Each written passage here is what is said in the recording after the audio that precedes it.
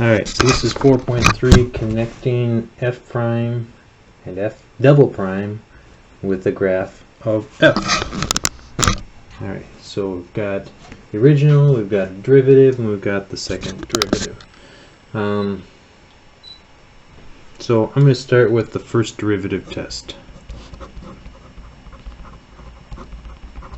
What does that tell us? Well, the first derivative test, the first derivative of function is all about whether the original function is increasing or decreasing.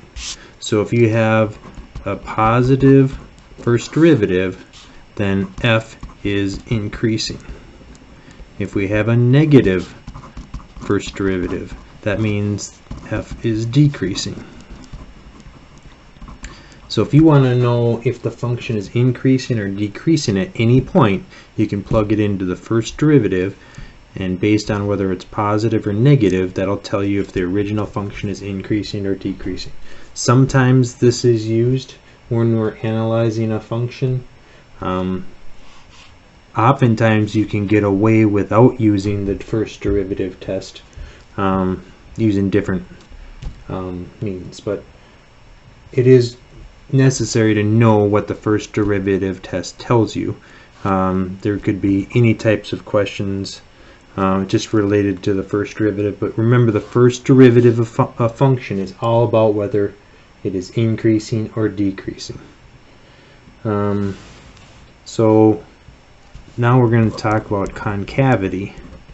So if I have a function, and it might look like this, like that's my little tangent at one point right there, and now I draw another tangent and another one and another one.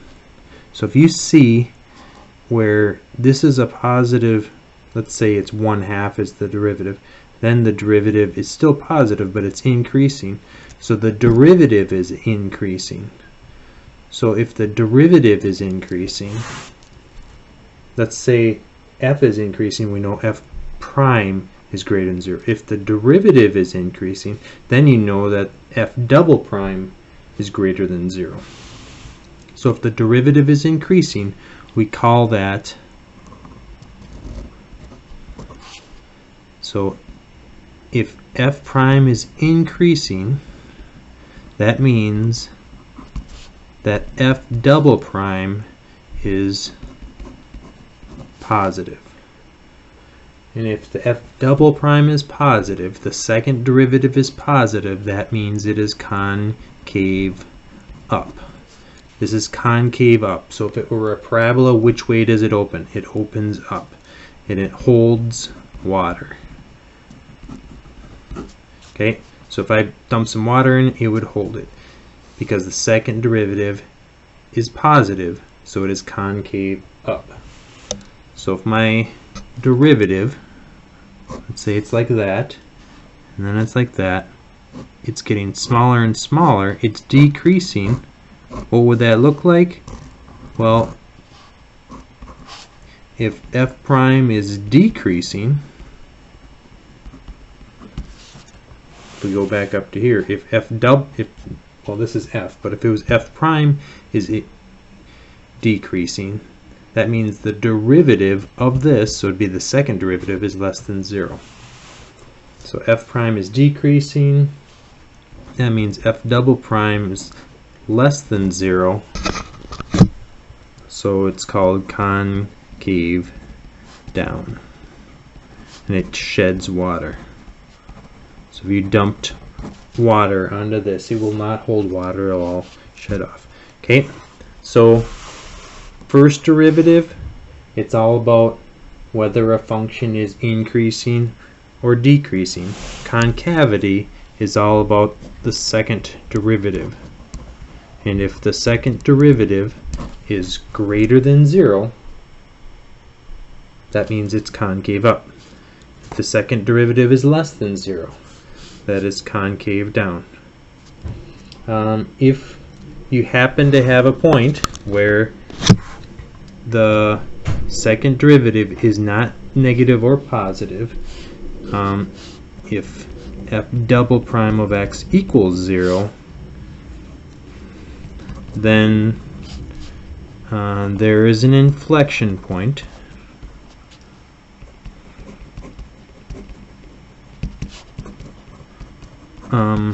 assuming that it changes concavity. And it almost always will. So if something is not concave up or down at that point, it's called an inflection point. An inflection point occurs if a function changes concavity. So here's an example.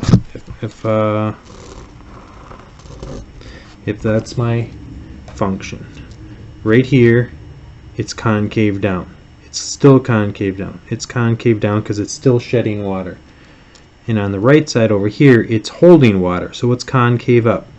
So on the left side here it's concave down. On the right side it's concave up. Where does it change concavity? You'd say it changes maybe right there. That would be an inflection point.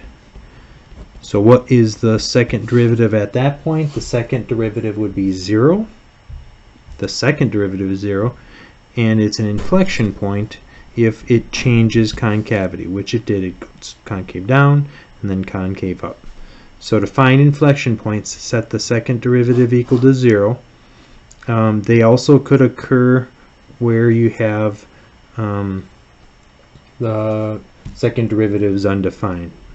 So if you have something like, I don't know, if it was a function that looked like this,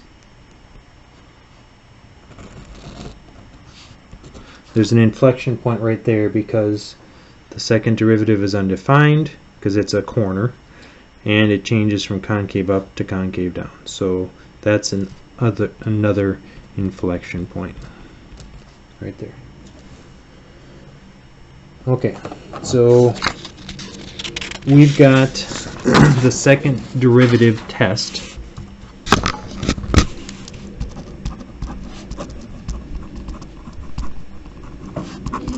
Remember that the second derivative is all about concavity. So second derivative test. Yes, I did, thank you.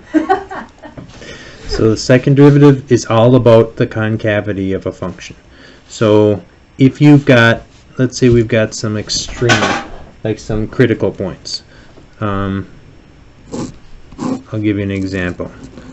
Nice, easy polynomial. Okay, I've got a maximum right here. We've got a minimum right here. I'll call that A, and I'll call that B right there. So if I want to, assuming I didn't know anything about the function, I didn't know its graph, all I did was find the derivative, set it equal to 0, and I got a couple points. If I wanted to know whether there's a min or a max, I can plug A into the second derivative test, into the second derivative. So let's say I have f double prime of A is going to be negative. So it's going to be less than 0. If I know something is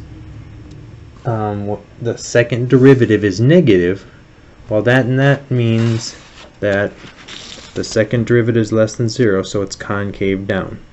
So if we have a point that is concave down, then it would have to be a max based on the characteristics of a graph. If it's concave down, there will be a max there.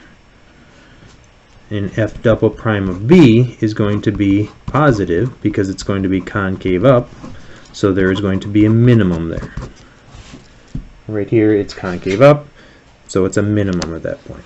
So we can find our critical points, A and B, analytically, and we can determine if they're mins and maxes based on what you get when you plug it into the second derivative. If you plug it into the second derivative and you get negative, that means it's going to be a max, and if you get positive, it's going to be a min. If you end up getting 0, then it's inconclusive. You don't know whether it's a min or a max at that point. Okay.